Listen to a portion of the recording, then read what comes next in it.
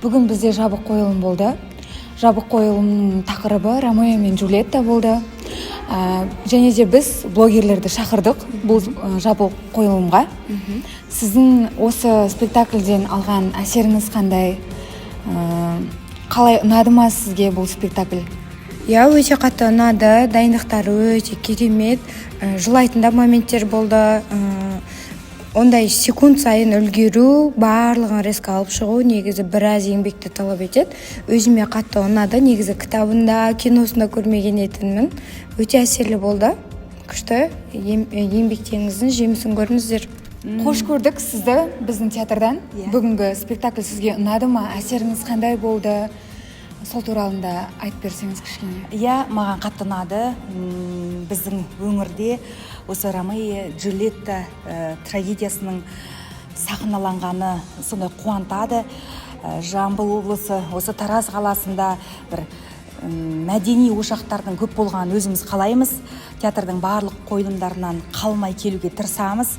Және соңғы кездері жаңағы жан-жақта мамандардың келіп, тұздық болып, дамытып, жан-жақты етіп жатқаны бізге қатты ұнайды. Алғыс айтамыз және қалмаймыз. Өңіріміздің театры шарықтай берсін деген тілек айтамыз. Жақсы, көп рахмет. Театрға келіп тұрыңыз, сіз үшін театрдың есігі әрқашан ашық. Бүгінгі спектакль сізге қандай әсер берді? Ұнады ма? Ең алдымен Ромео Джульетта спектаклінің жабық көрсетіліміне келгеніме өте қуаныштымын. Шақыртуларыңызға рахмет. Әсерім өте керемет. Бұл арада махаббат та болды, сезім, ашу, ыза, кек, соның барлығын өзіме қабылдадым. Сол үшін өте қуаныштымын келгеніме. Әсер, эмоция өте ерекше. Рахмет үлкен. Келіп тұрыңыз әрқашан. Айта жүріңіз достарыңызға, жақындарыңызға осындай театрда көрсетілім болып жатыр.